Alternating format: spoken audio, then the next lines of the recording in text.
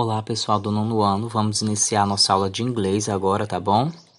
Prestando atenção aqui, lá no Toolbox, vocês podem abrir na unidade 3, tá bom? Lá referente ao Toolbox, que é o nosso conteúdo, né, gramatical de hoje. Have to, must and should, ok? Nós temos have to, must and should.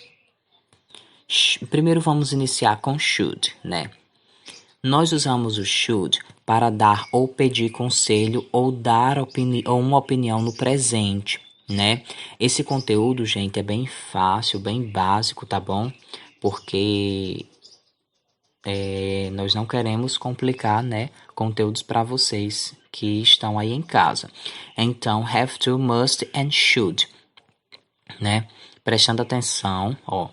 Nós usamos should para dar ou pedir conselho ou uma opinião no presente. Vejam aqui, I have a terrible stomachache. You should go to the doctors. Então, se eu usar o should, eu vou estar dando uma opinião, um conselho. Então, quando eu for aconselhar ou dar uma opinião em inglês, eu vou utilizar o should. Tá vendo, ó? Ou seja, uma pessoa chega para mim e diz, I have a terrible stomachache. Eu estou com uma terrível dor na barriga.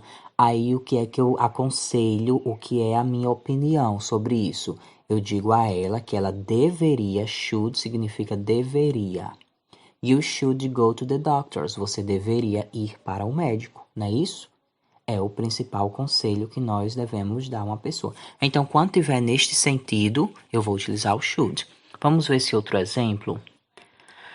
I haven't heard from my father. Eu não deveria ter ouvido isto do meu pai. Aí o que é... Eu não deveria ter ouvido isto de meu pai. Aí o que é que eu vou aconselhar? You should call him. Você deveria ligar para ele, ó. You should call him. Não é isso, gente, ó. Should, eu estou o quê? Aconselhando, né? Eu estou dando a minha opinião em relação a isso. Agora a próxima frasezinha aqui abaixo é essa, ó. She is not happy with the salary offered. Ela não está feliz, satisfeita com o salário oferecido. Aí o que eu vou dar o conselho, né, para ela? She shouldn't accept the job. Agora, só que aqui, pessoal, eu já vou acrescentar o not. Então, eu posso ter frases negativas utilizando o should. Negativas interrogativas. Eu posso utilizar o should para dar conselho ou opinião, tanto na frase afirmativa, negativa e interrogativa, ok? Então vejam, she shouldn't accept the job. Ela não deveria aceitar o trabalho. Está na negativa, mas nem por isso eu estou deixando de dar a minha opinião, não é isso? E a interrogativa? A interrogativa aqui é simples. Eu coloco should, somente o should, não esse N apóstrofo T, que aqui indica que está na negativa. Eu coloco should antes do she, né? Should she accept the job? Você deveria aceitar seu trabalho. Agora, certo que isso não ficaria meio que um conselho, né? Isso acho que é por isso que é muito pouco requisitado o should como forma interrogativa, não é isso? Formulário, ou seja, aquele esquema, né? Aquela estrutura. Nós usamos o should ou shouldn't mais o infinitivo do verbo. O infinitivo do verbo principal sem o to é o verbo normal. Por exemplo, she should dance, she should speak, ok? You should talk about him, ok? O infinitivo, do jeito que nós estamos usando aqui, ó. Eu estou usando o should, mas logo após o verbo call. Estou usando aqui o should, mas logo após o verbo go. Entendeu? Sem o to. Exemplos. Olha só. Aí nós temos aqui os sujeitos. I, he, she, it, we, you e they, ó. Aqui os sujeitos aqui, ó. Tá bom? E logo após nós temos... Eu posso usar todos esses daqui com should e shouldn't. Ou então eu posso usar a forma sem ser contraída, should not, ok? Eu posso usar todos esses com estes daqui, ó. Não é isso? E logo após eu tenho o quê? O verbo principal, que é o verbo aqui que é sem o to. E logo após os complementos. Olha só. Vou pegar aqui o I. Eu should do more exercise. Ou seja, eu estou dando um conselho, uma advertência para mim mesmo. Eu deveria fazer mais exercícios. You should get a new car. Você deveria comprar um novo carro. Ok? Assim por diante. E aqui, gente, é só a interrogativa, né? Para vocês praticarem. Mas fica meio sem noção, né? Ó. Should I get more qualifications? Eu deveria fazer mais qualificações, não é isso? Não soa muito como pergunta, como um conselho, mas é utilizável também. Have to. O have to é usado para mostrar que uma pessoa é obrigada a fazer alguma coisa, geralmente por uma força externa. Have to também pode ser usado para dar a sua opinião. You should have to show your passport at passport control, não é isso? É a lei. Mas geralmente, gente, o have to é usado para mostrar que uma pessoa é obrigada a fazer alguma coisa, geralmente por força externa, tá bom? Olha só os exemplos. Jenny has to do homework every evening. Jenny has to do homework every evening. Seus pais disseram a ela para fazer sua lição de casa, ou seja, uma coisinha também que vocês devem prestar atenção é que quando for para he, she ou it, o have, ele vai ser has e não have. Agora, quando for para I, you, we, they, no plural, né, no caso, exceto o I, nós vamos utilizar o have. Né? Ou seja, os pais dela disseram o quê? Praticamente obrigaram a ela, né, a fazer atividade de casa. Então, quando tiver nesse sentido de obrigação, vou utilizar o have to. Outro exemplo, Tom had to work late last night. Ele não havia terminado o seu trabalho. Ou seja, Tom não havia terminado o trabalho dele. You have to tell him. Essa é a minha opinião definida, né? You have to tell him. Ou seja, você tem que falar para ele. Você tem que dizer isso a ele. Então, tá soando como uma obrigação, né? Do mesmo jeito dessa dois, ó. Essa segunda, Tom had to work late last night. Tom tem que trabalhar, né? Que fazer o seu trabalho, né? Tarde esta noite. Ele tem terminado tarde o seu trabalho esta noite. Mas não pode, então tá num tom de opinião obrigatória, né? Isso, aquela autoridade. Olha só, you don't have to eat that if you don't like it, não é isso? Não estou obrigando você a comer, né? Aqui está dizendo, não estou obrigando você a comer isso, mas num tom autoritário, não é isso? Então, quando for nesse tom de autoritarismo, nós vamos utilizar o have to, tá bom? Que é usado para mostrar mais uma vez, né? Que uma pessoa é obrigada a fazer alguma coisa, geralmente por uma força externa, uma força maior. O formulário, ou seja, os exemplos é o presente simples de have mais o to, mais o infinitivo do verbo sem o to, né? Do mesmo jeito da estrutura que nós vimos aqui.